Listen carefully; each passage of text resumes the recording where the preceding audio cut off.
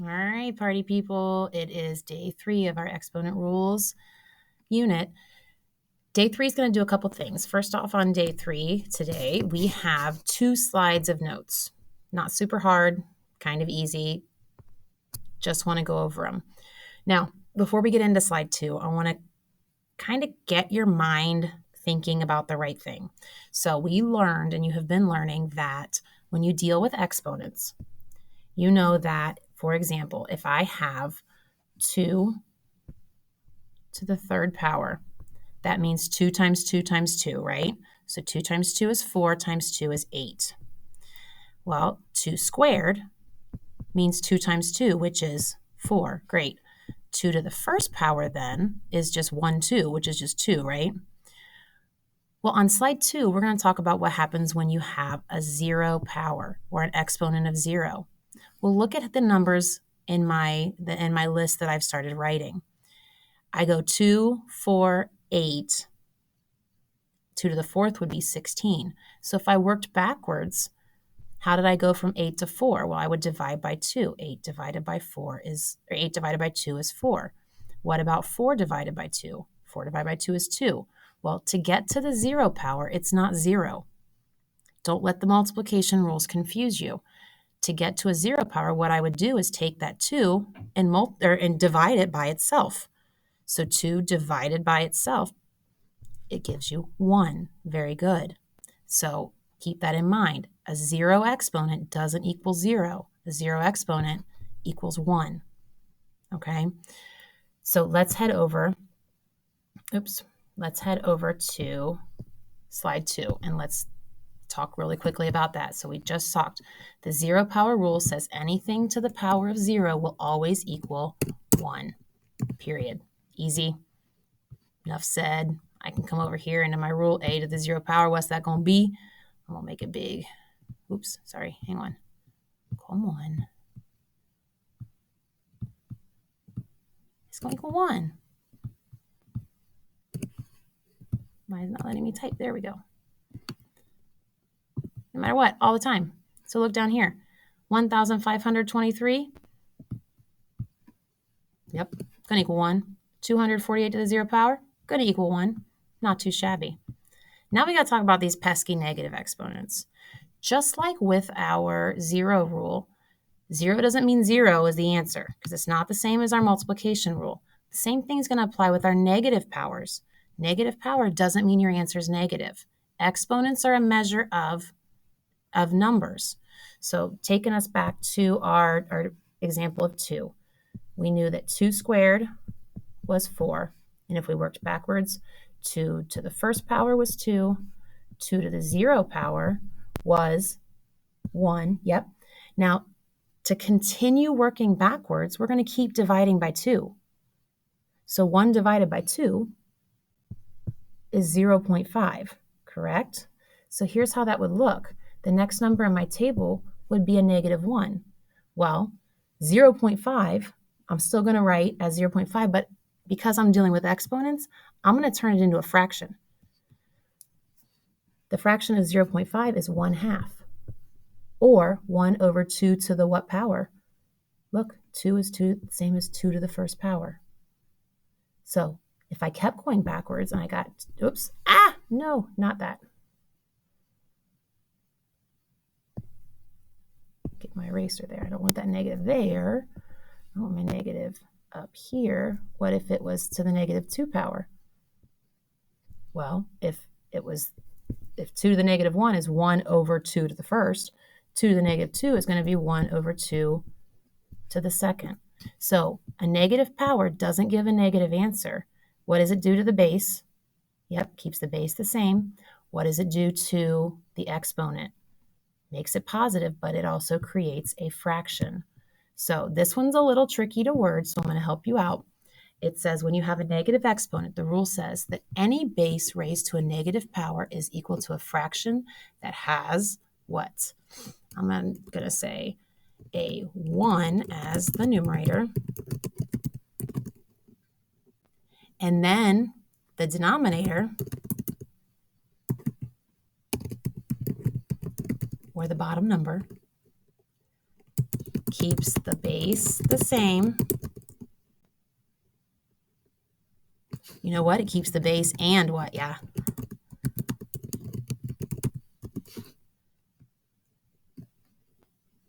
Keeps the exponent the same, but makes it positive. Yep. So top number's 1, like in this example. Base stays the same. Exponent becomes positive. So look down here. Let's hit submit and look down here at this next example. 7 to the negative 3. I'm going to open up my keypad. What's that going to be? So the rule says I make it a fraction, right? What's my numerator? 1. And in my denominator, what happens? Base stays the same. What happens to my exponent? It's no longer a negative 3. It becomes a positive 3. Great job. Let's do that last one. Now this last one, don't get tricked. It looks super hard. We don't have the same base. We have different exponents. What do I do? Well, look up here. What happens when I have a 0 power? What's 5 to the 0 power? It's 1. So this is the same thing as 4 to the negative 2 times 1. So really, this 5 to the 0 power doesn't even matter. It's just put there by those super smart math people who are paid a lot of money to confuse you. So we're just going to focus on this part, this 4 to the negative 2. So what happens to that answer? Well, it's going to equal our fraction, good job, with a 1 as a numerator. And on the denominator, base stays the same. Exponent stays the same, but becomes positive. Great job. So let's come over here and finish this rule. We have our A. We have our thing. So here's what we're going to do. We're going to say our negative x, or a to the negative x power. All right, here we go, is going to become a fraction, right? So we're going to have what on top? A 1. Yep. And what I'm going to do is I'm going to make me a line tool. I'm going to make me a fraction right here. Get my text tool back out. And then on the bottom, what happens? I get an A. Good job. Base stays the same. And then what do I do with my exponent? My negative x just becomes a positive x. Great work. I can drag it over, make it look like an x. No, go back. There we go. So there is what we need to have as our rule. All right, let's go over to slide 3 with our notes. This one's not as intense. Don't panic. The second set of notes we have to take today are what happens when you have an exponent that's the same, where the power is the same, but the base is different. So look here. Like we did before, if I were to write this in expanded form, or if I were to spread it out, 4 to the 3rd power looks like 4 times 4 times 4. 2 to the 3rd power looks like 2 times 2 times 2. Well, if I were to rewrite this in exponential form, I want you to notice, how many 4s do I have and how many 2s do I have? I have 3 of each. Well, what if I partnered them up? What if I did a 4 times a 2? I could do that 3 times. And what is 4 times 2? Well, it's 8. And how many 4s and 2s are there in all? Well, there's 3. So we're going to apply that same thinking. So look down here. 2 to the 3rd becomes 2 times 2 times 2, right? Yep, that's right. And then 5 to the 3rd becomes 5 3 times, right? 5 times 5 times 5. Good job. So now let's partner some stuff up. What's going to go together? I have a 2, right? And a 5. And how many of each do I have? Well, I've got 3 of each. Good.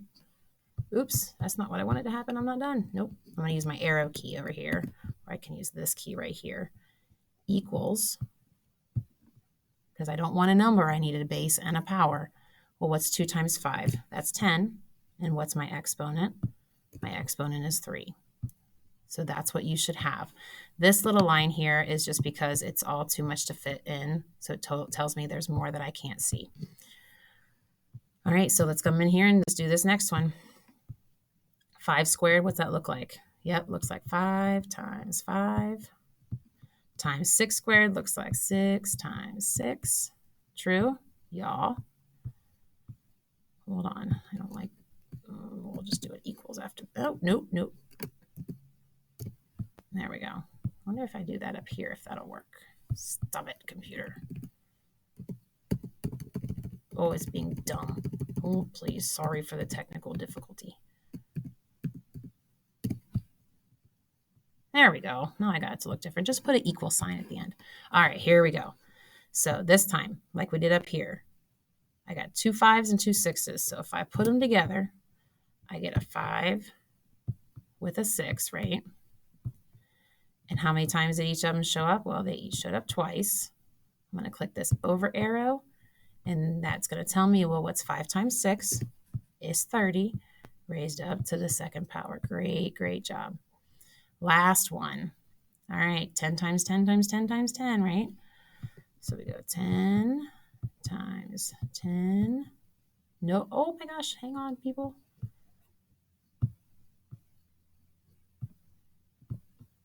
Well, it deleted mine. You keep yours up there. I'm super sorry. So we got 10 times 10. Why is it? This computer is picking on me today.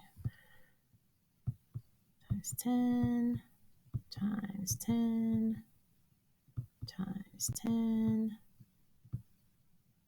And then we got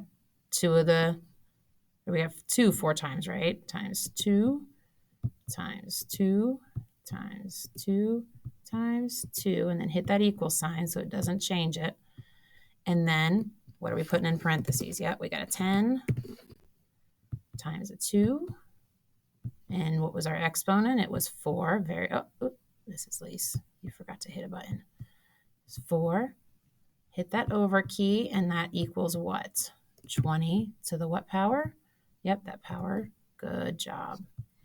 All right.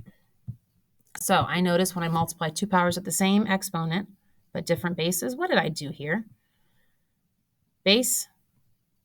What did I do to the bases this time? Yep.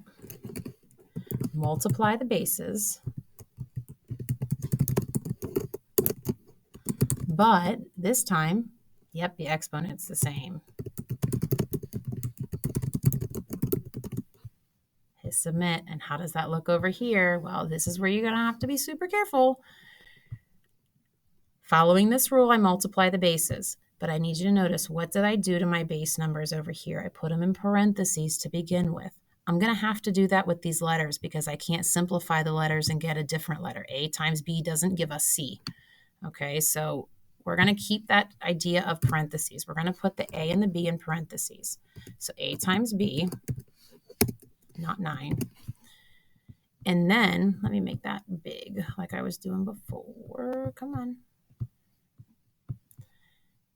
And then our exponent, what would it be? Yeah, it would be n. So let's go ahead and get us our other text box, make it small, get our n up there,